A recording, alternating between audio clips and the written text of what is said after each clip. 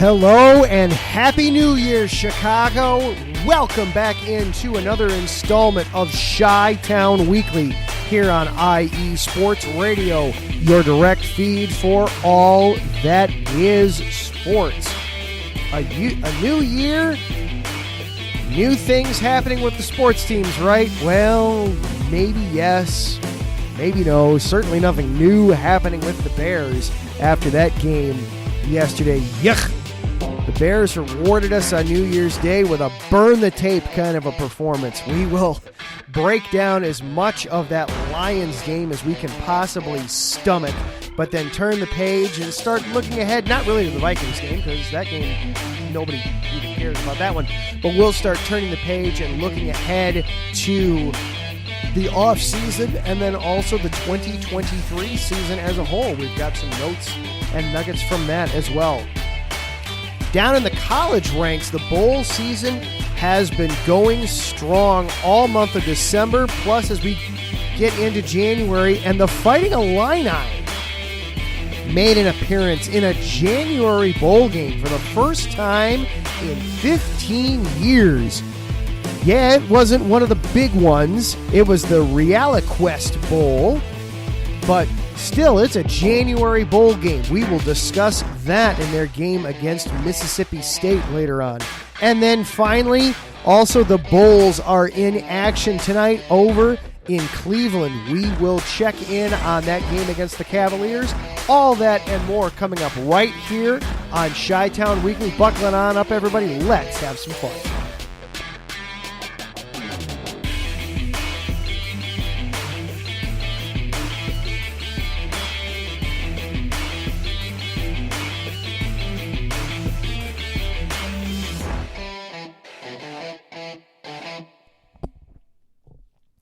And hello and good evening, everyone. Welcome in to Chi-Town Weekly here on IE Sports Radio, your direct feed for all that is sports. Got a lot in store for us tonight on this New Year's edition of the show. Of course, we're going to be starting things off with the Bears just utter, yeah. All that was awful in that game in the Motor City yesterday. Woof. That was a rough one. 41-10 loss to the Detroit Lions yesterday. Then we're going to break down into the college ranks a little bit. The Fighting Illini played their bowl game earlier today. We will discuss that a little bit and also just take a look at the state of the program down there in Champaign. Before we get out of here tonight, we will also be breaking down the Bulls as they are over in Cleveland taking on the Cavaliers tonight. So we will look at that and discuss that as well. All that plus more coming up on the show tonight. But of course, before we get too far involved, we do need to acknowledge our sponsors here at the show. For the last 8+ years, closing in very much on 9 years now, IE Sports Radio has been bringing you amazing content, ranging from interviewing legendary athletes to building tailor-made shows dedicated to all major sports cities around the country. All the while, we've continued to be by the fans, for the fans. And with your help, we are ready to take the next step. When you go to our website, iesportsradio.com, you'll see our Patreon link with 5 different tiers. The first one starts at just $5 a month. This donation gets you a shout-out on every one of our shows. Higher tiers include IE Sports Radio merchandise, access to our podcasting university, and even a chance to be featured on a segment of our flagship show, The Defining Moment. Thank you all very much for continuing to make IE Sports Radio your direct feed for all that is sports. And I do want to acknowledge our Patreon supporters at this point: Bay Area Raised, Emlos Great, Key to the Gate, and Anonymous. And ways that you can interact. Of course, IE Sports Radio is available for you on all of the major social platforms: TikTok, Twitter, Facebook, Instagram. Just search IE Sports Radio. This show is also available for you on Twitter at IESRC, or you can follow along with me on Twitter. I am at Adam_Karnick. So as we want to get started tonight, and of course, if you are listening live here tonight on Monday, January 2nd, hop on into the chat room there in Spreaker. It's free. There's no cost to you. You make a little username, and we can interact back and forth as a show that way. Taryn Rodriguez is already in there. Good evening, Taryn. The goal is to have an awesome show tonight, as is the goal every night that we do this. And then he also comments that Illini football is not good. We'll get into that a little bit. A rough finish for the game today for the Illini, but still the program is making strides in the right direction, and we'll get into that a little bit later on as we get into the program. But where we need to start, of course, is with that Bears game yesterday. Oh, oi, oi, oi. And to think going into that one that there was the possibility that there's, of course, been debate all season long of, should Bears fans at this point, should we just be rooting for the losses because that means the higher draft pick? Should we be, how actively should we be rooting for the tank? I, of course, hey, when the game starts, I want to see the Bears win. It has been over 2 months since the Bears have won a football game. They went 0 for November and 0 for December. They only won one time in October. It would be nice to see a win. Those are always more fun to talk about. They're always it's always a more enjoyable experience when you're watching a win. But I understand where it's coming from of ultimately it's in the better place of the franchise as a whole if they don't win very many games. Well, there was some concern heading into yesterday's game that, this might be one where the Bears win a game, and then we get to the draft and we go, oh no, look at how far we have fallen now out of draft position, and now we're not going to get very much for the pick, or we have to take somebody that we otherwise might not have taken, all those kinds of things. Well, we didn't have to worry about that for very long. Oof. The first 2 drives by the offense looked good. The defense never looked good. It just never looked good yesterday. They got absolutely torched by the Detroit Lions yesterday. And the Lions, you wondered going into that game, what would they be like? Because the week before, they had everything lined up on a silver platter for them to take advantage of their own playoff destiny. All they had to do was beat a bad Carolina Panthers team. Sorry, John Felipe, host of Carolina Cast. All the Lions had to do was beat a bad Panthers team, and they could be in total control of their playoff destiny here coming into the last month, if that's what you want to call January, of the last 2 weeks of the regular season. Instead, they got curb stomped. They got absolutely mowed over by the Panthers running attack with an interim head coach in place. And they lost all that control. And it was, oh yeah, these are the Lions. They have been known to do stupid things late in the season when it looks like otherwise everything would be great, that they do something stupid like this and drop a couple games and suddenly they become irrelevant once again. We had no qualms of that happening yesterday. Outside of the first couple drives of the offense looked good. That's when they got their first 10 points. Their only 10 points. They were up 10-7, and then it all just downhill off a cliff. That was awful. Looking at some of the stats overall, only 9 first downs for the game. They had none in the third quarter. Only 3 of 13 on third down. They ran 50 plays. They gave up 70 plays defensively. They averaged 4.5 yards a play. Justin Fields was just 7 of 21 throwing. Averaged 1.1 yards per pass. Ugh. 30 yards throwing total for the game. Net 30 yards throwing, 200 yards rushing. 105 of that was Justin Fields in the first quarter. I want to look up the stat real quick that I brought up at one point during the game yesterday. Yeah, the Bears gained 145 yards on their first 2 drives. They gained 85 the rest of the way. Ugh. That was just bad from everybody. Bad coaching, bad execution, horrible offensive line. Justin Fields had a terrible game. Running backs weren't good. Receivers were non-existent. The front seven, I don't even think there was a front seven on the field yesterday for the Bears, even though they did manage. Dominic Robinson did manage.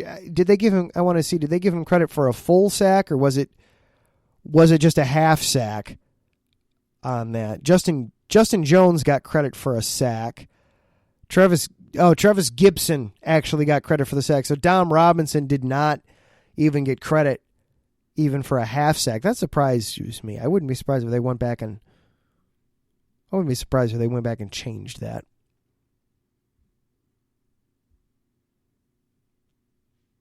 But just, there's nothing really to take from that game. That was Taryn mentioning in the chat. They made Jared Goff look elite. Yeah, and I mean, the Lions' offense hasn't been their problem the last few months. The offense has actually been good. What's been the problem for Detroit is their defense has been horrible. They have not been able to keep from giving up points. The Bears were the cure for what ailed them yesterday. Aiden Hutchinson, oh my goodness, he had a monster game. He just wrecked things for the Bears yesterday. So with that, honestly, burn the tape. There's nothing to learn from that game yesterday. There's nothing to take away from that Bears game yesterday. Just burn it. Move on. Looking ahead, the Vikings also lost yesterday, compounded with other things. That means that the Vikings have nothing to play for this coming Sunday at Soldier Field. It's the Vikings are locked into probably the 3 seed. Maybe they'd bump up to the 2 if things go their way. But with the new playoff format, there's really no difference between the 2 or 3 seed other than who you would play. There's no advantage to having the 2 seed over the 3 seed. So the game, in fact, I looked at the line this morning. The Vegas odds makers, they're not even sure how to project this game. They listed the Vikings as a 1-point favorite. It's because nobody knows who's going to be playing. The Bears have said, Matt Eberflus has said that Justin Fields will play, provided that he's healthy. Frankly, I'd be fine with them sitting him this week. I know he's only about 65 yards away from taking the single season rushing record for a quarterback.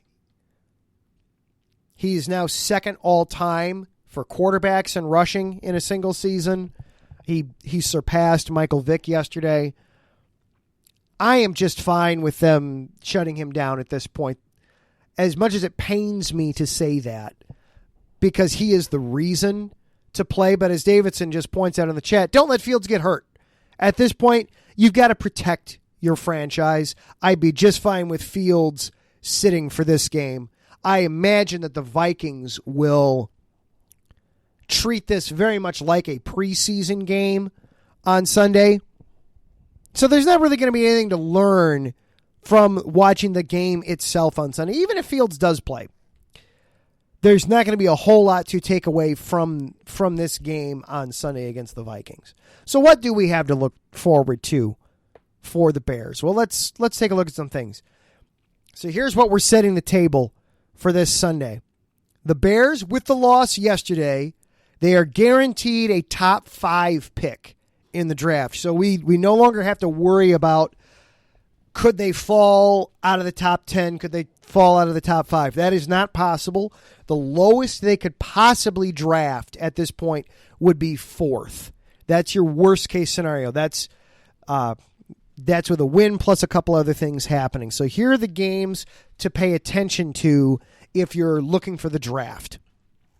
You want to pay attention to the Houston-Indianapolis game. That's going on the same time as the Bears game will be going on, Sunday at noon.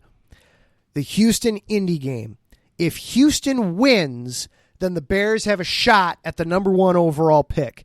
And Indy is going to be on its third-string quarterback again. They're going back because Nick Foles, in case you didn't see it, former Bears quarterback Nick Foles got destroyed in the Meadowlands yesterday. He got absolutely tattooed by Kelvin Thibodeau and left the game on a cart. He is done. The Colts have already said they're going to go back to Sam Ehlinger. That's the first guy they went to when they initially benched Matt Ryan way back earlier this season. And Ehlinger did not play great. Well, Ehlinger who's going to be playing for the Colts on Sunday. So there's a decent chance that the Texans could win this one. So that's a game you want to pay attention to. Texans-Colts. That's going on the same time as the Bears game. Other games that you want to pay attention to this coming week, Week 18, for the Bears. The other ones you want to pay attention to, the Cardinals against the 49ers. Now, the 49ers, they've already clinched that division, but they do have a shot at the number 1 overall seed. They're right now the 2 seed in the NFC. They have a shot at the 1 seed. So the Niners have something to play for. The Cardinals have nothing to play for.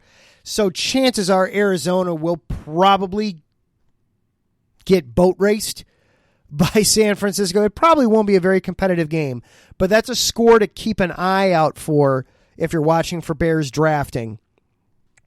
If the Cardinals were to somehow beat the Niners, that would also help keep the Bears at least in the top 3 in drafting. And then the other one is Rams-Seahawks. Excuse me, not Rams-Seahawks. I'm sorry. The Rams have fallen down far enough. The other one to keep an eye on is the Broncos and the Chargers, which is also going to be in the late slot, the 3:25 slot on Sunday. If the Broncos, again, they have nothing to play for. The Chargers, Taryn, help me here, because I know you're listening. And you're our Chargers fan. The Chargers have clinched a wild card spot. Right now they're in the 5 spot. Do they have anything to lose in this game? Could the Chargers theoretically fall from either the 5th spot down to 6 or 7? Because what we're looking for is effectively, do the Chargers have anything to play for in that game? Is there any chance that Denver could pull off the upset basically because Los Angeles wouldn't care? Yeah, and the reason we care about that is because the Seahawks would then get the Broncos pick depending on how that game goes. So if the Broncos and the Cardinals, if the Bears were to win on Sunday, if the Bears lose, you know that they won't be drafting any lower than 2. That would be the lowest they could go. If they lose the game on Sunday, they'd be drafting 2. They'd have a chance for picking 1 if Houston were to win. If the Bears do beat the Vikings because the Vikings decide to just, hey, we're gonna play all of our scrubs, then then the Bears could theoretically win that game. And Taryn letting us know in the chat, the Chargers are currently the 5th seed. So obviously, if they were to win, they would maintain that. If the Chargers were to lose, they could theoretically fall down to the 6th seed. So the Chargers have something to play for against Denver. Okay. So if the Bears do win on Sunday, then we want to keep an eye on that Chargers-Broncos score as well as the 49ers-Cardinals score, depending on how those go. If the Cardinals and the Broncos were to both pull off upsets miraculously, then the Bears, even with a win, would still draft second. If one of those teams were to lose, the Bears would draft third. If both the Cardinals and the Broncos lose, the Bears would fall down to drafting fourth overall. So those are the things to look at there from a drafting perspective. From a schedule perspective, because if you're a regular listener of the show, you know that I like to peek ahead as much as I can. And we're at the point now where we can start setting the table for the 2023 schedule. At this point, obviously, the Bears are going to finish in last. They're going to play next season. The Bears are going to play, obviously, everybody in the NFC North twice. They're going to play the entire NFC South as well as the entire AFC West. So they'll play those 8 teams. That'll be 8 games. There's 6 divisional games, 14. There are 3 wild card games, for lack of a better term. We know that they're going to be traveling now to Washington, D.C., to Landover, Maryland. They'll be taking on the Commanders from the NFC East. We know that now. And we also know that in all likelihood, they'll be hosting the Cardinals from the NFC West. There's a chance that it could be the Rams, but in all reality, in all likelihood, we know that the Bears will probably wind up taking the Cardinals. If things go wonky, it could be the Rams, but it'll probably be the Cardinals. And then we also know that they're going to be traveling to a team from the AFC North. So the game to keep an eye on there is the Cleveland-Pittsburgh game this Sunday. The loser of that game will be the team that the Bears play in 2023. They'll go to either Cleveland or Pittsburgh, and they happen to play each other this week. The winner of that game will finish third in the division. If it's Pittsburgh, they'll keep themselves in line for a playoff spot. If it's Cleveland, then the Browns would finish in third. The Steelers would get eliminated from the playoffs, and they would fall down to fourth in the division, and the Bears would go to Pittsburgh. So that sets the stage for us on the Bears. We can move on from that. We will kind of recap and put a bow on the entire season for the Bears next week when they are done. But we need to take a break. On the other side of it, we're going to keep talking football, but we're going to go down into the college ranks. The Fighting Illini played their first bowl game in 3 years earlier today, and it was their first January bowl game in 15 years. We will break down how they did at the RealiQuest Bowl in Tampa, Florida. This is Chi-Town Weekly here on IE Sports Radio, your direct feed for all that is sports. From Russell's return to great division rivalries to young quarterback battles, what better way to wind down the first day of the new work week than with USRN's Monday Night Football? Season premieres September 12th on USRN.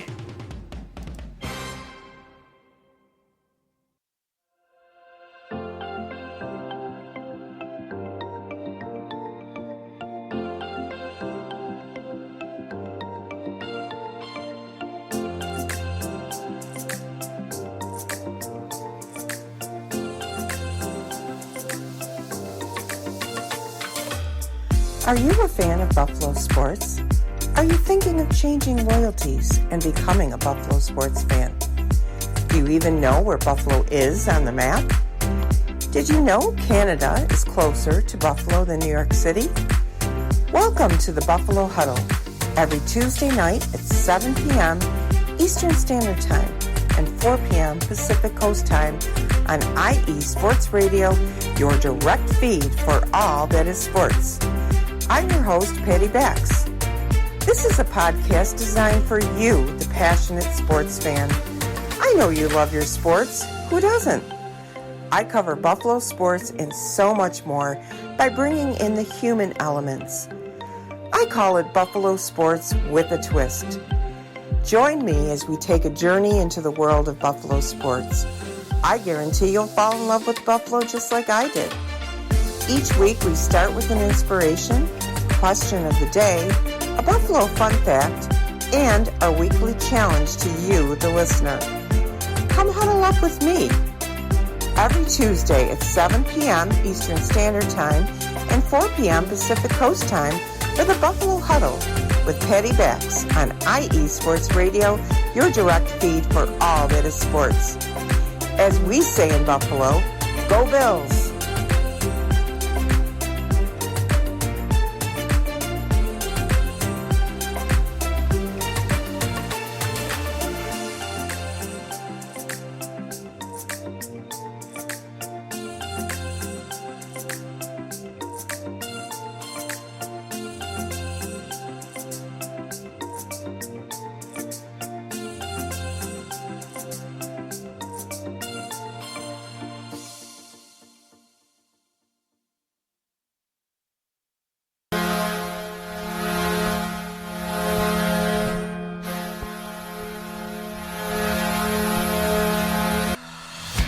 Hockey fans, I'm Adam Kernick.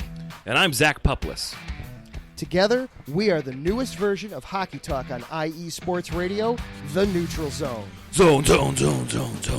We love hockey, but we also know it's not everyone's first sport. So we want to make this show as much for new fans as for the diehards. Whether you can name all the Swedes on the 08 Red Wings Stanley Cup team, or if you can't tell if Varlamov is a goalie or the latest trendy vodka, we're here to help. With facts, figures, and outrageous fans, we bring you all the hard-hitting hockey news you can handle, while still keeping it fun and on the rails. Well, mostly. So tune in every week as we go around the hockey world, from college to Canada, the minors and the majors, and everywhere in between. So bring your cellies. And your one-timers. You wicked wristas. And be sure to protect your five-hole. Catch the Neutral Zone every week on IE Sports Radio, your direct feed for all that is sports. We promise not to pick on the Arizona Coyotes every episode.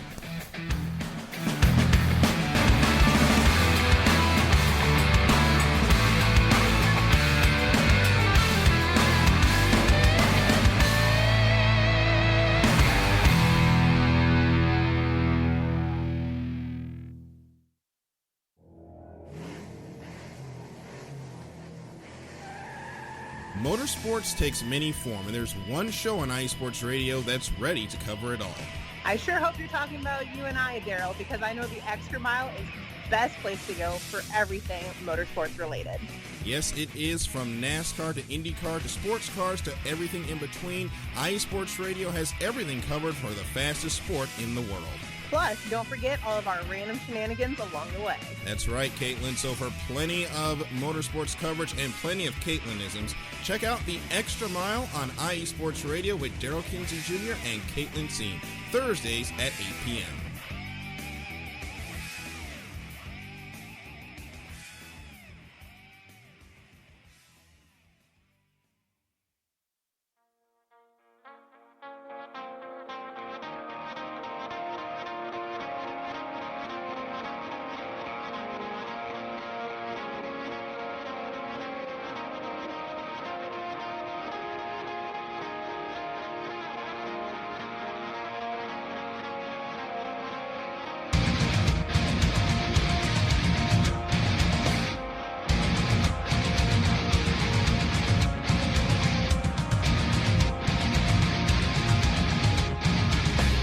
Hey sports fans, do you like wine? Well, we've got the show for you. This is Let's Wine About Sports, a show where we talk about wine and sports simultaneously. From the classic Cabernet Sauvignon all the way down to the grapes that you've never even heard of before. Oh yeah, we cover it all. And we'll talk about a little bit of sports as well. Football, hockey, collegiate, women's sports, it doesn't matter. We're going to talk about it all, and we're going to whine about it all. So join me Monday at 8 p.m. on IU Sports Radio, your direct feed for all that is sports.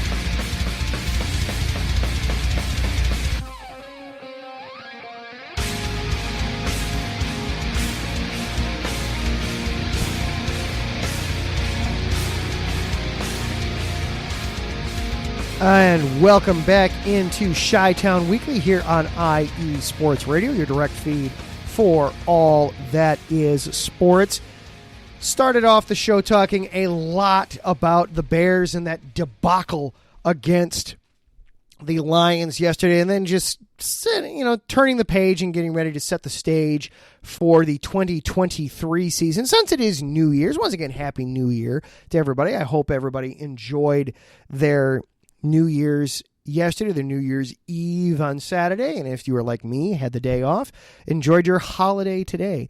Taryn is excited in the chat because he's anxious to see the Bears take on his Chargers next season. Yeah, and I'm trying to remember off the top of my head, I believe that'll be the Chargers coming to Chicago, if I remember correctly. I'm trying to remember how the rotation goes off the top of my head. I know.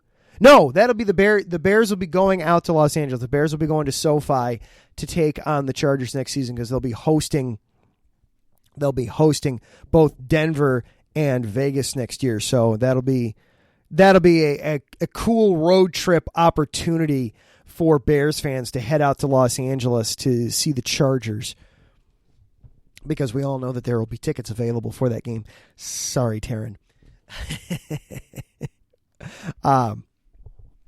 But there was football today that was involving Illinois, involving our sports umbrella, if you will, and it was the University of Illinois, the Fighting Illini.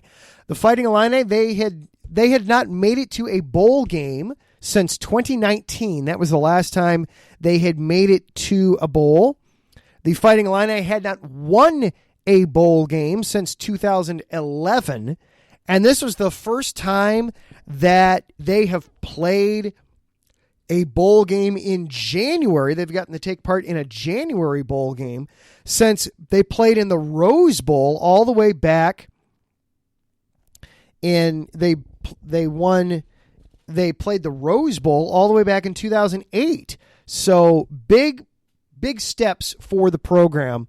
They played against Mississippi State in the RealiQuest Bowl, which was in Tampa Bay, Florida, earlier today. Now, of course, the national story behind this game was, of course, this was the first game for Mississippi State without their longtime and beloved head coach in Mike Leach. Mike Leach had passed away a few weeks ago, somewhat suddenly, unexpectedly. This was Mississippi State's first game without their leader. Their former defensive coordinator has been promoted to head coach, Zach Arnett. This was his first game as head coach for Mississippi State, for the Bulldogs. So that, of course, was the national story. Illinois came in as 3.5-point underdogs. They held their own, though, for the overwhelming majority of the game. They lost 19-10, unfortunately. The final score, though, is not indicative. Just to give you an idea just how crazily this game ended. Oh, and Taryn's reminding me that the last time the Bears and Chargers played, the Chargers won thanks to a missed field goal from the Bears. Now you're making me think. That would have been 2019. And it's entirely possible. I actually don't remember that game off the top of my head. I remember other games from 2019, but I don't remember that one specifically. It's all right. We'll digress. We'll get back to that later.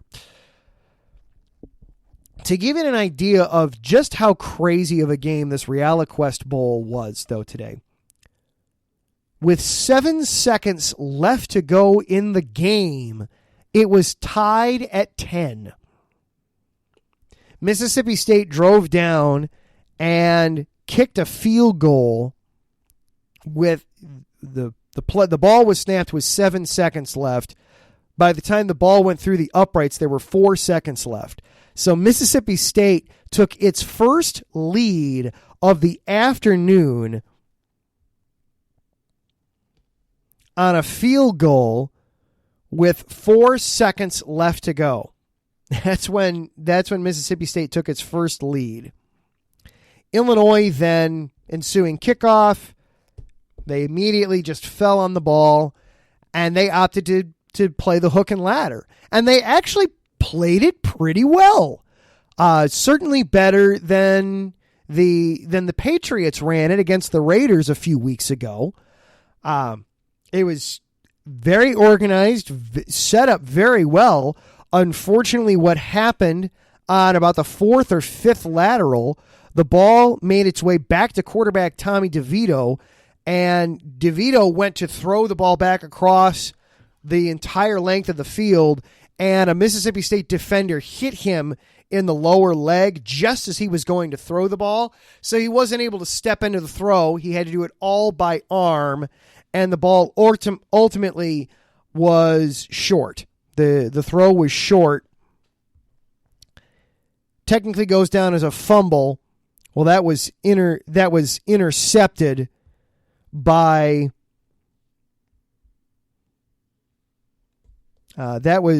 intercepted by Marcus Banks of Mississippi State, and he ran it back 60 yards for ultimately a meaningless touchdown. It was meaningless if you were just watching the game. I was watching the game, and I was just like, okay, kid, you should just get down. Don't try to run this out. It was he didn't have anybody in front of him that he had to get past, but at the same time, there were guys bearing down on him, and I was just seeing somebody come up and punch that ball out. And it was, okay, Marcus, just get down, kid, because otherwise this could get really interesting.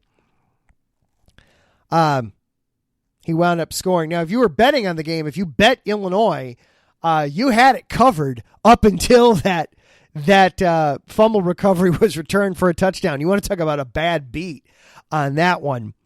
So even though it was 19-10, it was a strong showing from Illinois. They never trailed until there were under 5 seconds to play in the game. They never trailed. Tommy DeVito had a decent showing for himself. He was 23 of 34, 253 yards, did not have a score, but also did not have an interception. Now, the big problem for Illinois in the game, ultimately, they could not run the ball, which meant they also were having a really hard time converting third downs. They were just 3 of 11 on third down, and they gained all of 35 yards rushing on 29 attempts, barely averaging over a yard per attempt on that. But there were other positives for the Illini as well. Isaiah Williams set a new career high, 114 yards receiving on 9 catches. We did have 2 interceptions, which gave the Illini 24 interceptions on the season, which is a new record for the school, a new school record for interceptions in a season.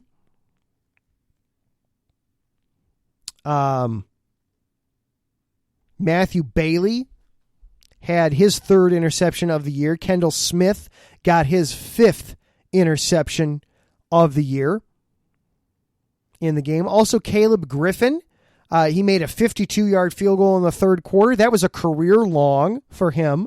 So some good things that came out of the game. Also in the game, some things to keep in mind also. There were some players for the Illini who did not play, most notably Chase Brown. He had over 1,600 yards rushing this regular season. He sat out the game. He's preparing for the NFL draft. There were also a couple of defensive players for the Illini, Devin Witherspoon and Sidney Brown. Both A couple of defensive backs, both of them held out. They're preparing for the NFL draft. That's something that's becoming more prevalent throughout college as a whole. And there's, some people are very upset about that. Others are less upset.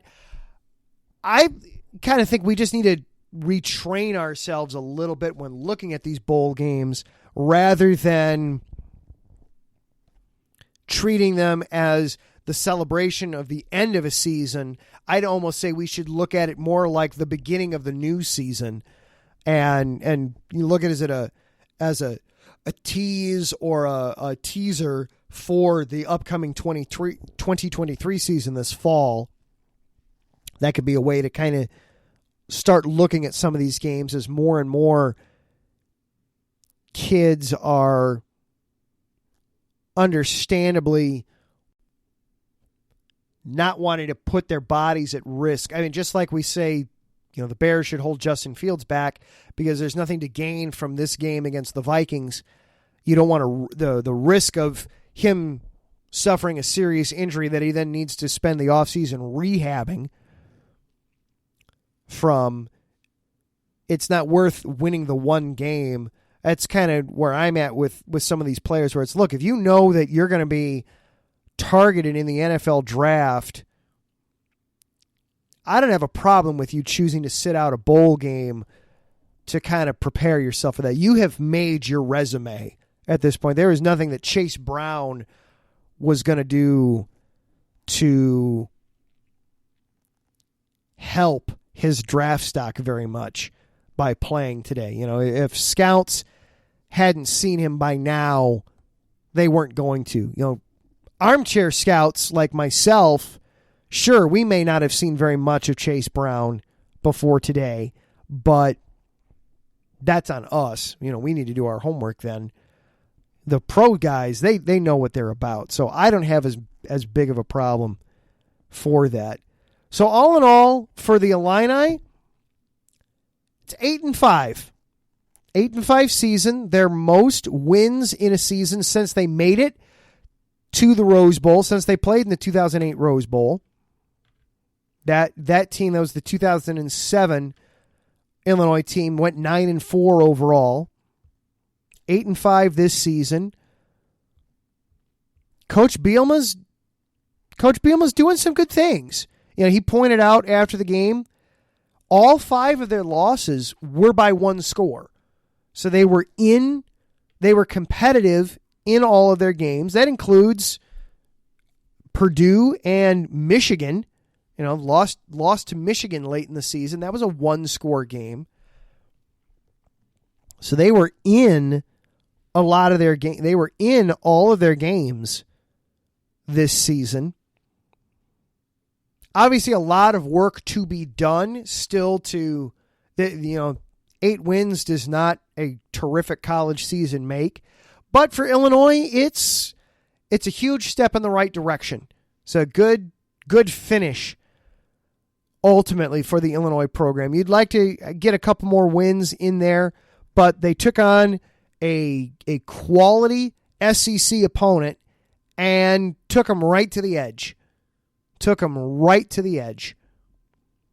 So a loss today, but hopefully some encouraging things coming for Illinois in the coming seasons. All right, we are going to take one more break, and then when we come back, we need to check in on the Bulls. They are playing over in Cleveland, taking on the Cavaliers, so we will check in on those Chicago Bulls. You are listening to Chi-Town Weekly here on IE Sports Radio, your direct feed for all that is sports.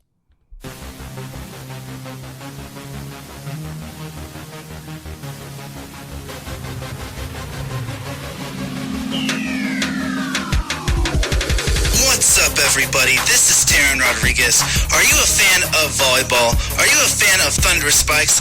Then I have the show for you. Set Point, where I cover NCAA men's and women's volleyball, high school school boys and girls volleyball, beach volleyball, and even professional volleyball. Catch the action every week here on IE Sports Radio, your direct feed for all that is sports.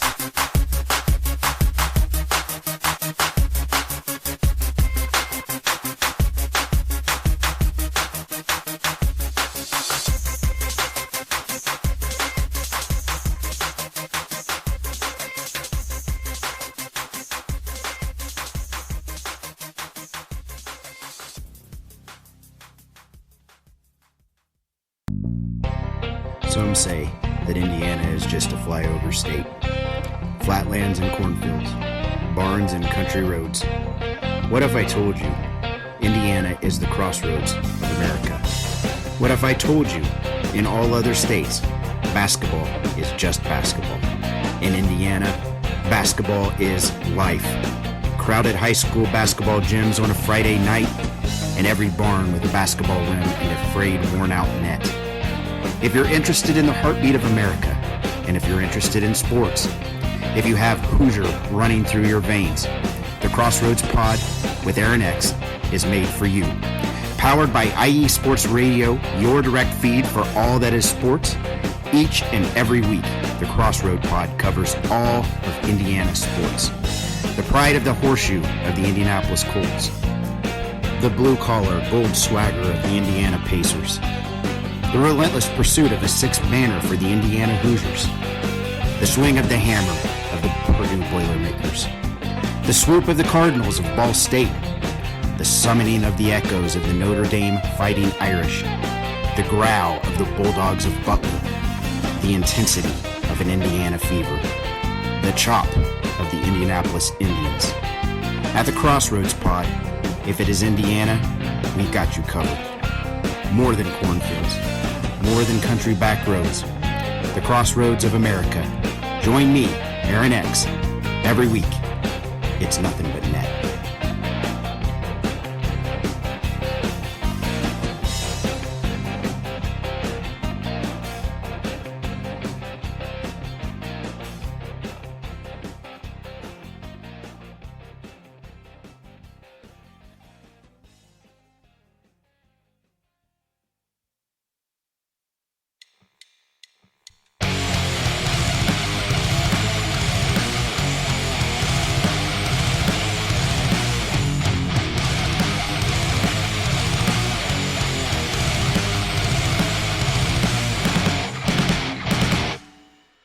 College football, and do you want to hear a college football show dedicated to all that is college football, including junior college and the CCCAA and the NJCAA, the NAIA, and the NCAA, including Division III, Division II, Division I AA in the FCS, and Division I Single A in the FBS? Well then look no further.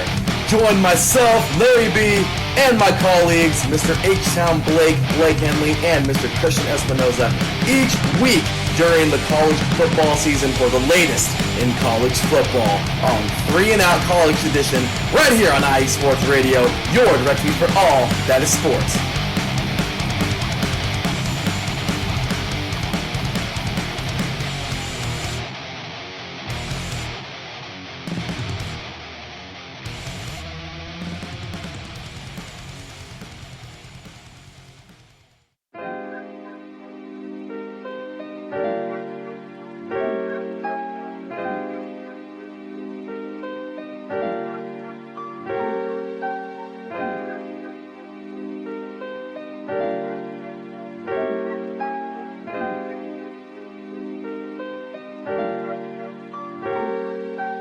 Hello, ladies and gentlemen. My name is Davidson. It's your boy, Dentarius Lava. And we are the hosts of Fast Break here on IE Sports Radio, where we discuss everything in the world of basketball from prep to the pros. You guys should definitely check us out, man. Sunday, 8 p.m. Eastern, 5 p.m. Pacific. We got all the basketball information you guys need, so we look forward to you guys listening in. And please do, because we are the best basketball show on this side of the Mississippi. And please do check us out on Twitter at FastBreakISR. D-Lock, where's our time again?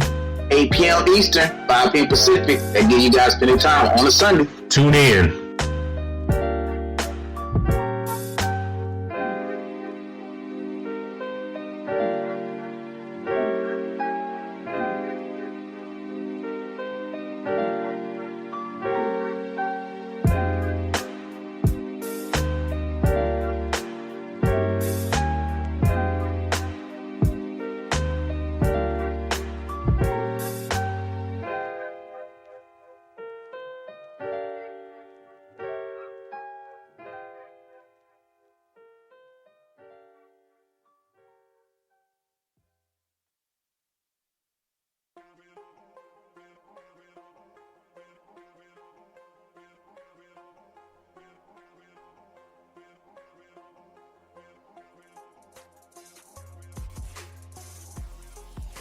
Hello, ladies and sinners. Hello, sports fans around the world.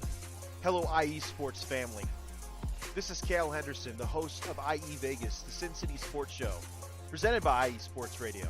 If you folks are interested in sports in the Vegas area, if you're wanting to have a blast for 1 hour, every Tuesday night from 7 p.m. Pacific Standard Time to 8 p.m. Pacific Standard Time, this is a show built for the Vegas sports fans, where we feature the Las Vegas Raiders, the Las Vegas Golden Knights, the Las Vegas Aces, and the University of Las Vegas, Nevada Rebels. Hopefully, fingers crossed, MLB team coming soon. Either way, if you folks are looking to have a blast for 1 hour each and every week, tune in Tuesday, 7 p.m. Pacific Standard Time to 8 p.m. Pacific Standard Time. If you folks are interested in Vegas sports news, go to our Twitter, at SinCities_IESR, and you can speak with me, the host, Cale Henderson, at Cale_Henderson on Twitter. At any time, be happy to reply. Always willing to reach out to our fans. Again, the Sin City Sports Show, presented by IE Sports Radio, your direct feed for all that is sports.